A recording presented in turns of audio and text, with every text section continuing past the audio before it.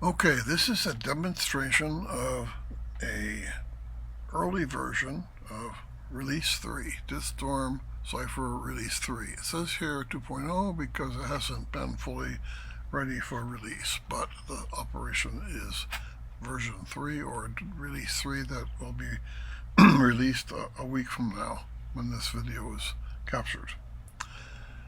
So the initialized system is required because of security issues with the browser. It requires an action by the user to start things that it considers dangerous or insecure.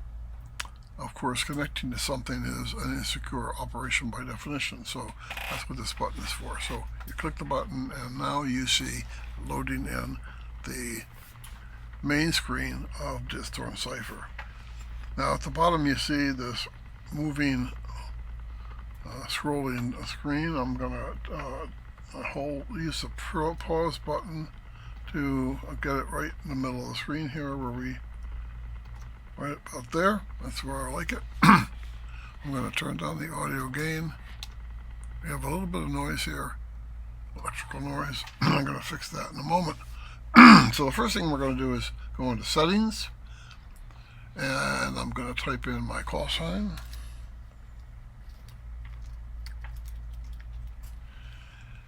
And I'm going to change the mode from live to self-test.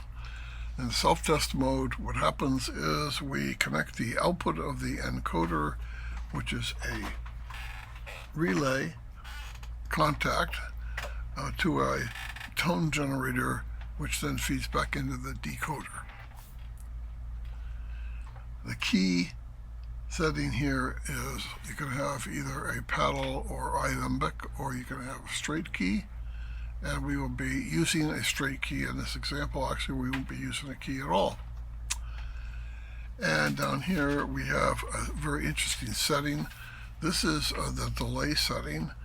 This is related to buffering audio that's streaming over Wi-Fi. Right now we're running a direct connection between Cypher and the computer. That means that the local area network is not being used. However, just because we're not using it doesn't mean it's not taking up space in the Wi-Fi band space or spectrum.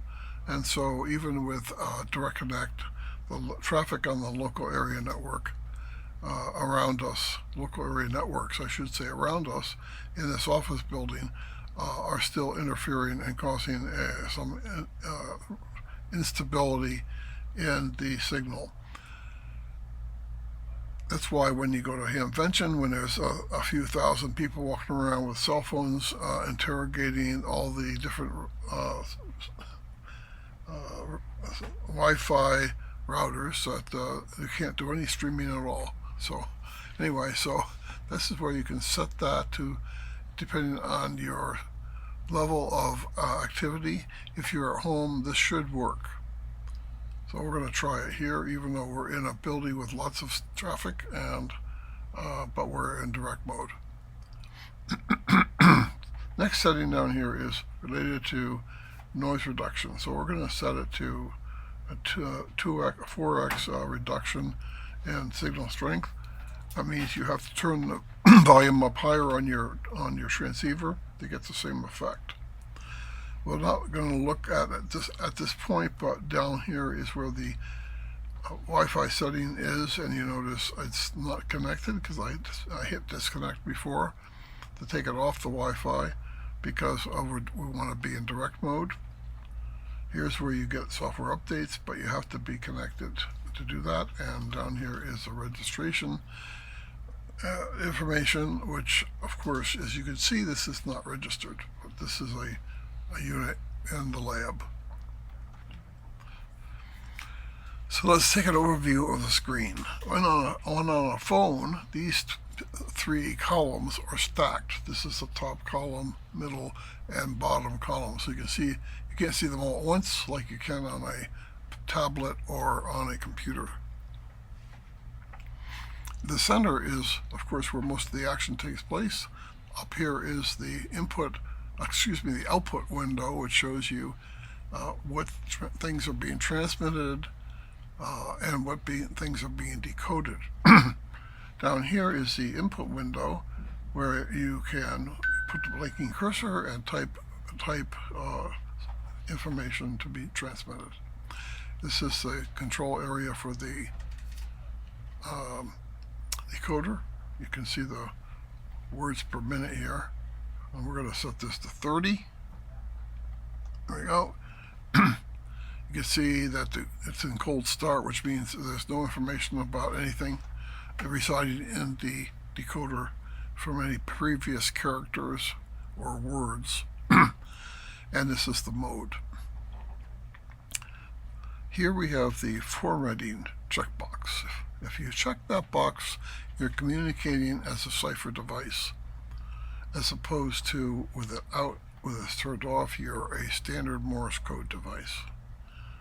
Okay, if this is turned on, you have color text, you have bold and flashing text, and you have emojis. Not only these two, but a whole set over here. Okay, so we're going to leave it off for now. Finally, down here you have the emergency stop. So if you've just sent, 100-word macro or something, and you want to stop transmitting, you just hit stop or you press escape. For those of you who like daylight mode, there it is. And if you don't like that, turn it back off. That was in there because customers requested it. Right here is where you can ask the FCC database what the location is of a given call sign, the person. But because we're not connected to the internet, you can't use that. It'll just give you an error message. Over here is the audio scope. It shows you the frequencies from 0 to 3,000 hertz. Right, this little thing right here is the visible bandpass filter. All the filters in your transceiver should be turned off when using Cypher. This control over here is what controls the width of this bandpass filter. When it's in this state right here, 10, that isn't wide enough for 35 words a minute. If you turn it all the way up to the end at 30, then the width over here is now only enough for 5 words a minute. You can see that change as I go all the way down to 0. It's a pretty wide filter, but that's capable of isolating, eliminating stations that are nearby or QRM or QRN. This is a very important control. It has up here you're getting signal is being boosted. Here is just noise suppression. So you have noise suppression and going into this area where it's signal boost and QRM suppressed, and they go all the way up. It's even more signal. It's more boost. So basically, that's a very important control to learn how to use, especially when you're in a weak signal. But even in a strong signal, you might want to tame it down a little bit by turning it down. You can learn more about it by clicking here, and this is the help menu or help information for that button. And this is what returns it to its default setting. Okay, so below the band display or frequency display up here, you'll have, of course, the waterfall display. The speed at which it falls is controlled by this over here. I refer to this as a gravity control. The higher you turn it, the more gravity, the faster the water falls. This section here is, of course, macros, or at least there's 10 macros. A macro 1, 2, 3, etc. up to 10. And you can see I've named these 2 macros because they have something entered in them. This is a standard all uppercase message, and this is a formatted message. It has upper and lower case, and it has color, and it has an emoji, just for a demonstration. Okay, this is a new feature, which is the beginnings of something that we're working on down the road, but it's the first step. And this is, of course, settings, which we've already looked at. Down below here, this is your capability for capturing your QSOs in a ADIF format. If you click that, you see you have the option of a POTA or non-POTA. In the POTA case, you have to enter in the frequency. But I'm going to cancel that. Well, I'm going to leave it on actually. So you see now it's on, and if I have a QSO, it will record the QSO. But since there isn't a QSO, you can just see what was in there, and you can copy that and paste it somewhere, or of course you can throw it away. This one is obviously if you want to restart everything from reboot it essentially. Okay. On the other side here, you've got a disconnect button I never use. I'm not sure we really need it, but it's there. Besides these three controls, you have a little display area here you'll see operating shortly. And down here you have several buttons. So one of them is, well, let's look at the source first, the audio source, which is what you hear, not what's coming in. So the first mode is what's coming in. If you click it again, you're listening to the output of the bandpass filter, and if you click it again, it's listening to a tone generator that's connected to the detection of a tone coming in at whatever frequency it might be that you could choose over here. It's all comes in always at 600 hertz, and there's no noise in between. So I'll put it back at the default.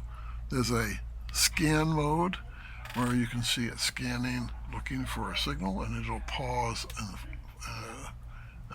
stop at a signal that it finds and start decoding it. Then you can lock it if you want to stay there. That's a nice feature. There's another thing here. Here's this guy here, the BPF. It has a BT. Well, it's called, with it turned off, it says BPF normal, but when it's turned on, it's called QSO party. And what that means is, if you're listening to a QSO and you're involved in a QSO with multiple people, that their frequencies are not necessarily exactly the same. So what happens is when the first guy that you're receiving hands it back to the group, and somebody else starts talking, and that signal is within a reasonably short distance of the current signal, the decoder will automatically lock on, and you'll see this thing jump over here to the new one, and it'll keep jumping around to the different people in the group. It's a very nice little feature. This is very important. So normal default is 600, and you see it's not at 600 now, it's at float, because I clicked on it and moved it around, I should say I scanned. In the float mode, you can choose where you want to decode. So if you see a signal somewhere, you can just click on it, and then you can adjust slightly to try to line it up exactly on the signal. And that's very nice, but you have to remember that your transceiver has a fixed distance between transmit and receive unless you're in digital modes. And this is not, at the present time, operating with digital modes. So you normally want to stick with 600 hertz because that's what your transceiver will do. For those of you who don't understand that, just take that as a rule. But basically, you don't want to be transmitting on a different frequency than the other party, the other person in the contact, because so they won't hear you. For example, if you decide to go to let's see, go over to float mode.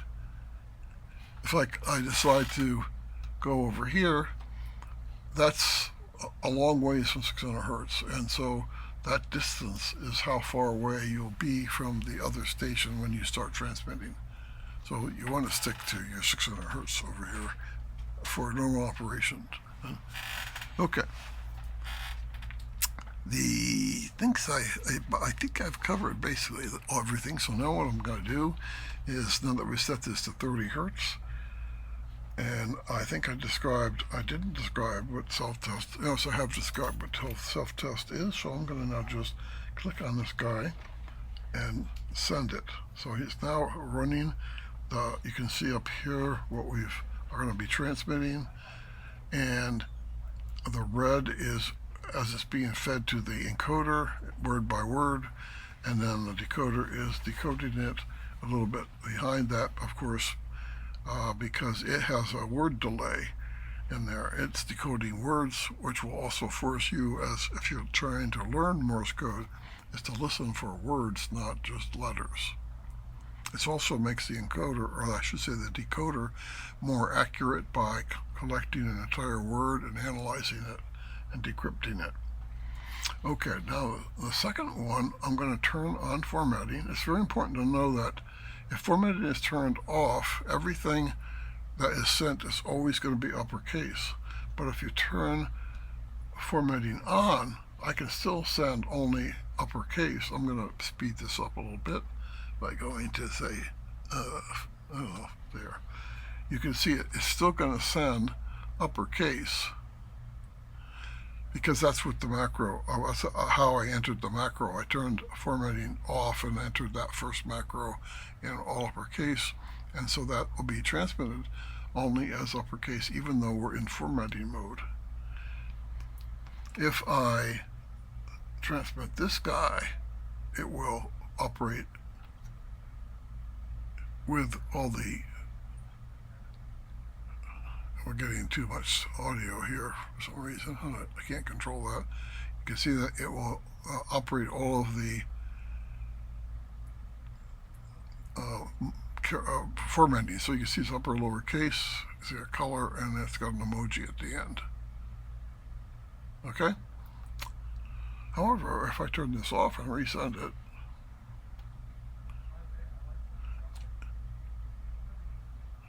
you see it's all uppercase. So one trick would be to, if you'd like to put macros in that could be used either way, put them, turn on formatting, put them in with format, and then when you're operating, just turn the format off unless you're talking to someone with, that's a Cypher operator. One of the things I should point out is that it will detect a Cypher operator if you use that mode. Okay, you can see we're struggling here with Wi-Fi.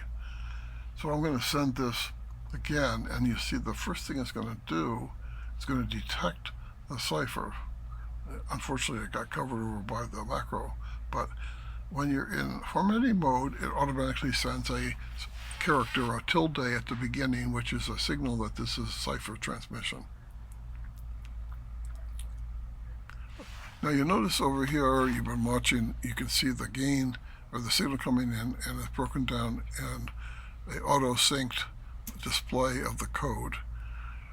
And normally you also see a S number and a signal noise ratio beneath it, but that's not meaningful in self-test mode, so you don't see that there. Okay, now let's, I think what would be really fun would be to do a 150 word per minute run, just so you can see what that sounds like.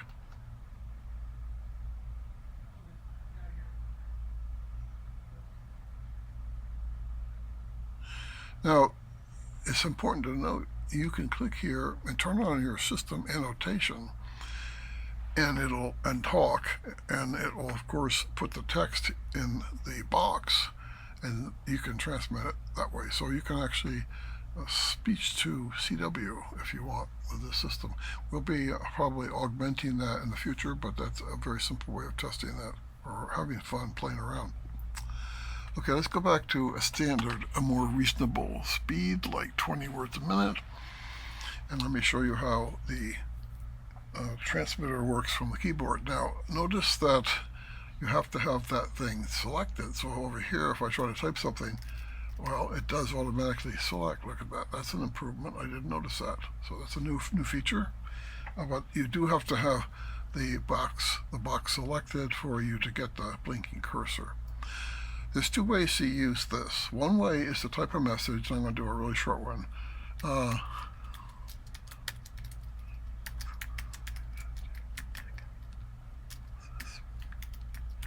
Hello, Bob, this is Jack speaking. Then I hit return. and now it's starting to transmit that signal at the speed I selected, and it's sucking in words one at a time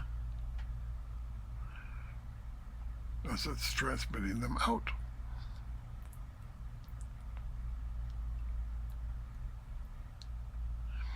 Okay.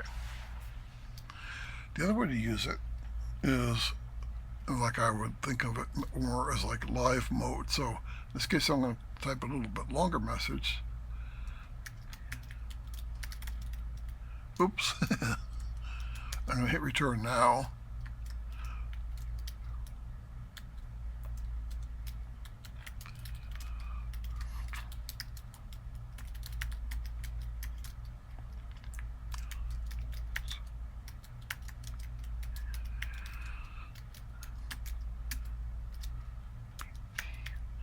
Okay, so there's a simple example of starting your typing and then telling the transmitter to start and then continue typing. And that's kind of like a live typing mode, typing in as you go. So that's automatically goes from transmit mode to receive mode at the end. Now there's another way you can do that. You can put a station ID in on one of the macros, click that, and then start typing, and hit the return before the station ID is finished, and that's another way of working. I think that's enough for this demo, but I hope you enjoyed. Oh, one other thing down here. Notice that you can see the buffer delay in seconds. You can see the CPU load in here, and you can also see the decoder words per minute.